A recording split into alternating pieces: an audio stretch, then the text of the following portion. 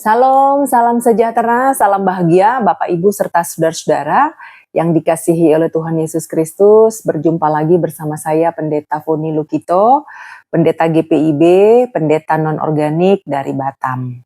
Kita akan melanjutkan pembahasan kita tentang ucapan bahagia yang disampaikan oleh Yesus menurut Injil Matius. Namun sebelumnya mari kita berdoa. Kita berdoa mohon tuntunan Roh Kudus, kita berdoa. Allah Bapa yang berkuasa, Tuhan Yesus yang pengasih, dalam karunia Roh Kudus yang memberikan karunia iman kepada kami. Bimbinglah kami sehingga kami boleh merasakan dan menikmati kebahagiaan di dalam iman percaya kami kepada Yesus Kristus. Tuhan bersabda, kami mendengar. Amin.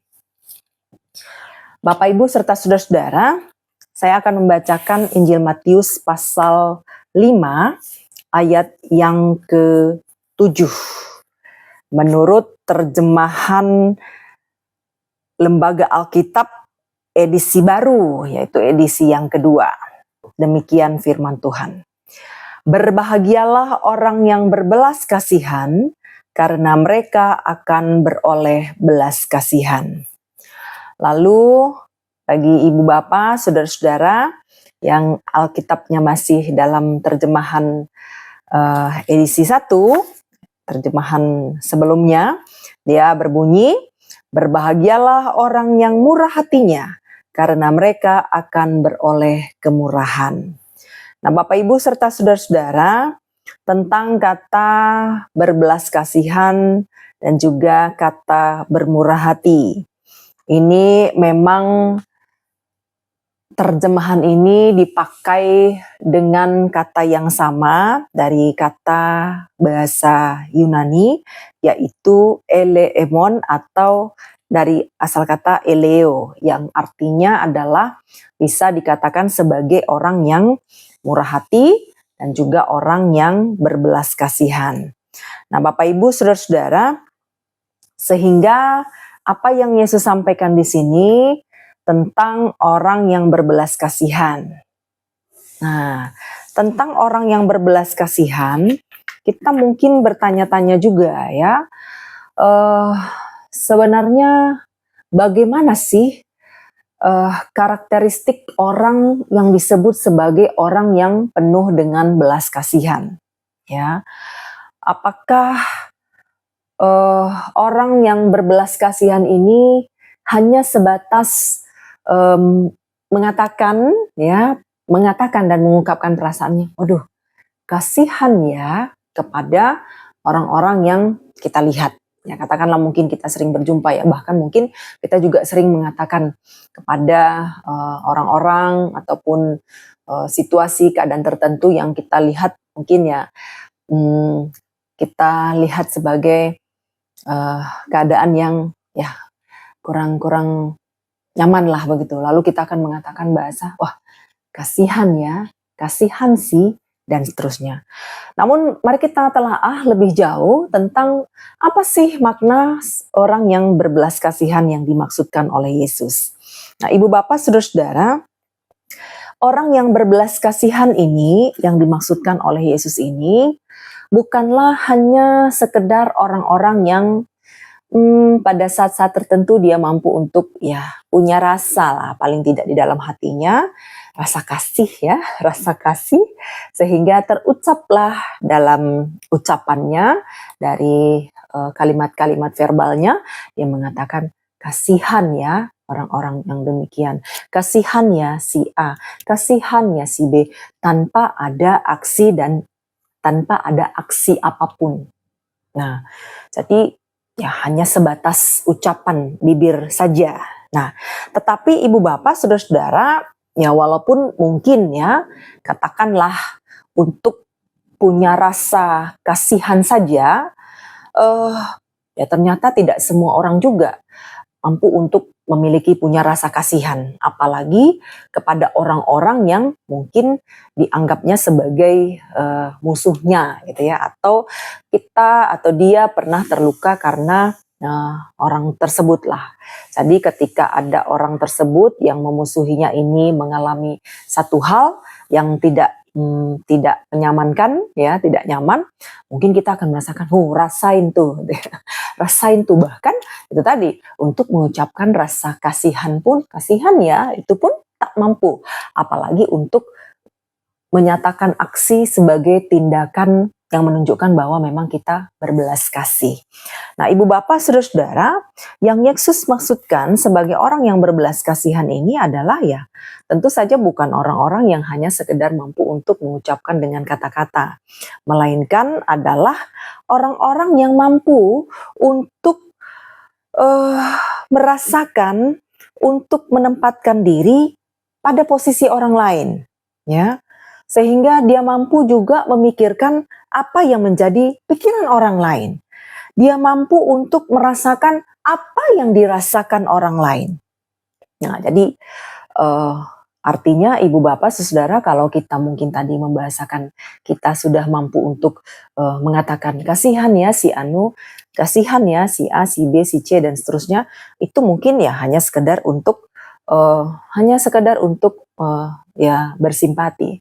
Tetapi kondisi dan keadaan yang dimaksudkan adalah orang-orang yang harus mampu untuk menempatkan diri, seandainya saya menjadi dia, gitu ya, menjadi orang lain itu.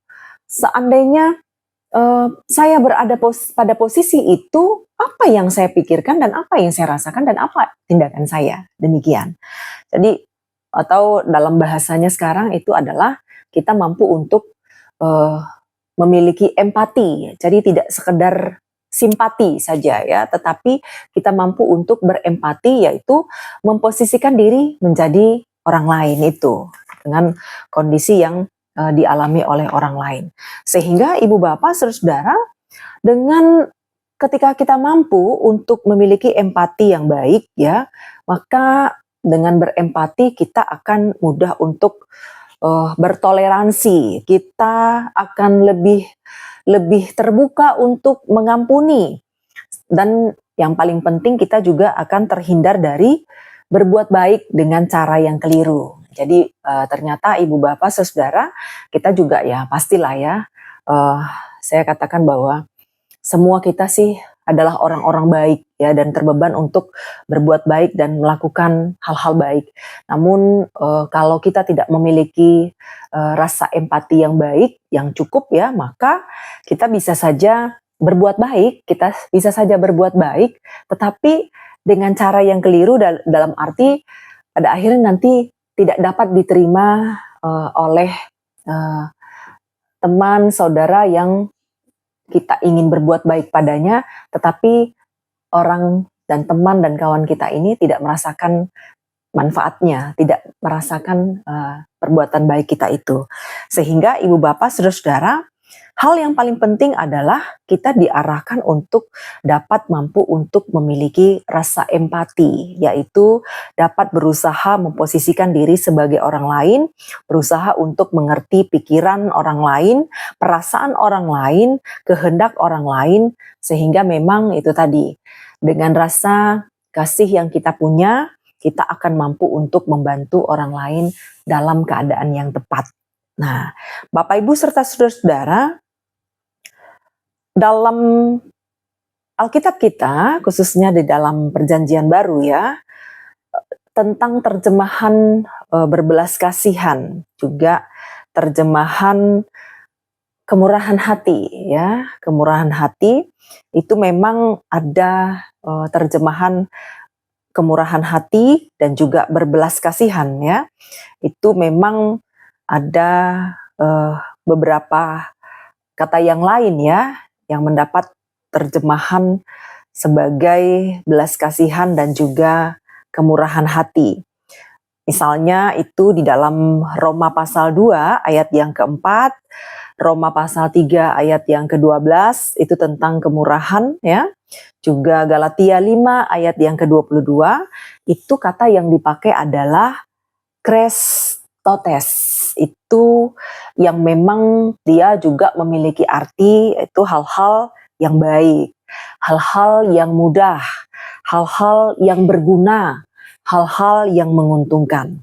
Nah, sehingga tentang hal-hal itu ya, hal-hal yang mudah, hal-hal yang berguna, hal-hal yang menguntungkan, itu memang adalah terjemahan-terjemahan umum ya, yang memang konkretnya hanya bisa kita uh, lihat dan kita saksikan itu di dalam berbagai-bagai banyak-banyak perbuatan-perbuatan nyata yang memang berbeda-beda, tetapi dia adalah hal-hal yang berguna, dia adalah hal-hal yang menguntungkan bagi diri kita dan juga bagi orang lain. Nah, sehingga Ibu Bapak, Saudara-saudara, saya mau katakan bahwa untuk memiliki rasa belas kasih, ya, belas kasihan yang tidak hanya keluar dari ucapan bibir, ya walaupun tadi saya katakan ya tidak semua orang juga ya mampu untuk mengatakan ungkapannya dengan bibir mulutnya dengan ungkapan belas kasihan ya.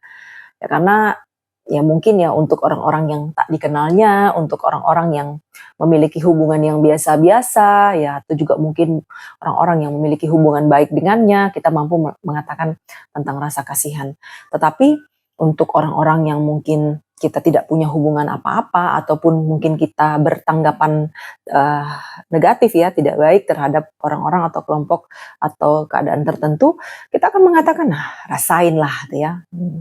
Rasainlah, nah, itulah, rasakan, dan seterusnya. Nah, sehingga Ibu Bapak Saudara-saudara, hal yang Yesus maksudkan adalah bahwa Tuhan mau katakan bahwa dalam hati kita sebenarnya sesungguhnya dalam setiap kita yang beriman kepada Tuhan Yesus Kristus ini adalah orang-orang yang memang memiliki hati nurani yang baik.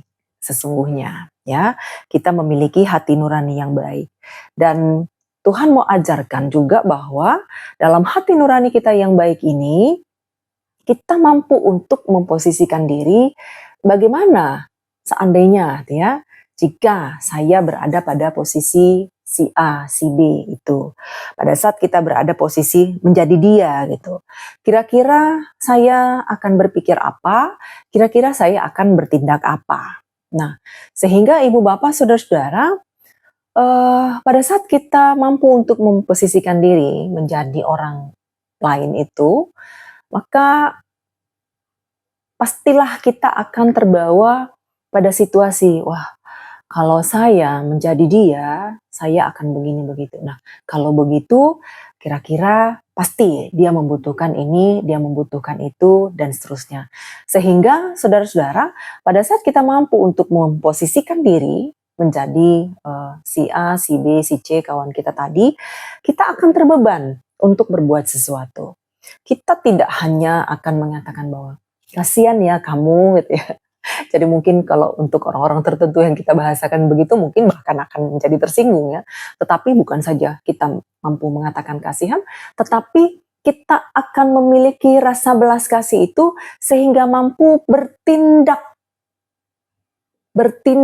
dan melakukan sesuatu yang berguna, yang bermanfaat, yang menguntungkan bagi orang lain.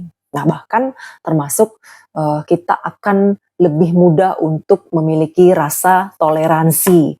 Kita akan lebih terbuka untuk mengampuni. Itu tadi ya. Kalau kita punya musuh misalnya, katakanlah bukan musuh lah, mungkin kita berpikir, kita merasa telah terzolimi oleh seorang kawan gitu ya. Kalau kita memiliki empati, ya, kita memposisikan diri sebagai dia, maka kita akan lebih terbuka untuk mengampuni. Kita akan lebih terbuka untuk memaafkan. Kita akan lebih terbuka untuk memiliki rasa toleransi yang baik. Nah, sehingga Ibu Bapak, Saudara-saudara, Tuhan mau katakan bahwa ya orang-orang yang memiliki belas kasihan ini adalah orang-orang yang mampu untuk memposisikan diri sebagai orang lain, merasakan apa yang dirasakan orang lain, memikirkan juga apa yang dipikirkan orang lain, dan berpikir kira-kira tindakan apa yang akan dilakukan oleh orang lain itu yang mengalami situasi atau keadaan tertentu itu. Nah, sehingga Ibu Bapak Saudara-saudara, pasti kita akan bertindak dan melakukan satu hal yang kiranya berguna dan kiranya menguntungkan bagi saudara kita dan teman kita itu. Nah, Hal yang kemudian, Ibu Bapak, Saudara-saudara, bahwa ketika Tuhan Yesus mengatakan berbahagialah orang yang berbelas kasihan karena mereka akan beroleh belas kasihan. Nah, hal ini mau mengungkapkan saudara-saudara bahwa hal perbuatan belas kasihan kita ya yang telah diterima oleh orang lain yang harusnya memang menerima belas kasihan itu tidak hanya akan terjadi begitu saja. Jadi yang dituliskan di sini dalam Injil Matius ini, tulisan ini ditulis dalam bentuk future pasif ya, yang artinya itu menunjuk kepada tindakan tindakan balasan ataupun aksi balasan yang akan dilakukan oleh Allah. Sehingga Yesus mengatakan bahwa berbahagialah orang yang berbelas kasihan karena mereka akan beroleh belas kasihan. Jadi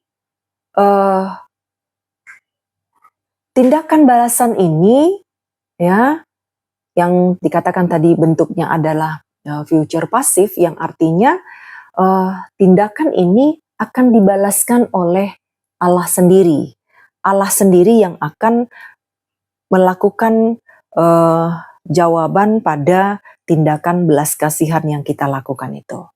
Nah, sehingga kalaulah Allah yang sudah turun tangan, Ibu Bapak, Saudara-saudara, Allah yang sudah berbuat dan Allah yang membalaskan belas kasihanmu itu, ya, yang memberikan belas kasihan kepadamu itu, tentu belas kasihan yang datang dari Allah itu adalah belas kasihan yang sungguh luar biasa dan tak ternilai dan tak tergambarkan. Jadi ibaratnya begini ya Ibu Bapak, kalaulah kita berbuat belas kasih kepada si A, si A membalas ya, itu sih hal yang biasa ya. Tetapi ketika kita berbuat belas kasihan kepada si A dan Tuhan yang membalasnya, bentuk hal yang Tuhan lakukan ini adalah sesuatu yang pastilah adalah sesuatu yang sangat besar, yang sangat tak terkirakan. Nah, sehingga apa yang mau Tuhan sampaikan adalah untuk hal-hal yang tak terkirakan ini, dia pasti selalu nyata dalam hidup dan kehidupan beriman kita. Sehingga Ibu Bapak, Saudara-saudara, Tuhan mau katakan bahwa hidupmu akan senantiasa menerima belas kasihan pula dari Tuhan. Jadi apa yang kau alami, apa yang kau pikirkan, apa yang kau lakukan, semuanya akan mendapat belas kasihan dari Tuhan. Tuhan tetap akan memandang ya dari perspektif kita gitu ya. Apa yang sedang kita alami, apa yang menjadi pikiran kita, dan mungkin juga apa yang menjadi pikiran-pikiran kita untuk kita lakukan ya, atau juga apa yang menjadi perasaan kita, emosi kita ya, itu semua mendapat bagian dari belas kasihan Tuhan, dari belas kasihan Allah. Sehingga Ibu Bapak Saudara, Tuhan mau pastikan bahwa ketika kamu menunjukkan belas kasihanmu kepada sesamamu manusia, ya, apakah itu dia kawanmu, saudaramu, dia musuhmu sekalipun, ya saudara-saudara, tetaplah lakukan itu. Tetaplah mampu untuk memposisikan dirimu pada segala keadaan, ya, pada situasi-situasi yang dilalui dan dirasakan oleh orang lain, dan kamu tidak perlu ragu tentang hal itu karena Tuhan akan menyatakan juga belas kasihannya kepadamu. Sehingga semua yang kamu alami, semua yang kamu pikirkan, semua yang kamu rasakan, semua yang kamu harapkan juga akan menjadi bagian penyataan Tuhan di dalam kehidupanmu. Karena itu mari saudara-saudara tunjukkan rasa belas kasihanmu kepada sesamamu manusia, kemurahan hatimu, kebaikan hatimu ya, dan semua hal-hal yang dapat berguna, menolong, menguntungkan bagi sesama manusia, itu pasti juga akan berguna, menolong dan menguntungkan bagimu karena Tuhanlah yang akan membalaskannya kepadamu.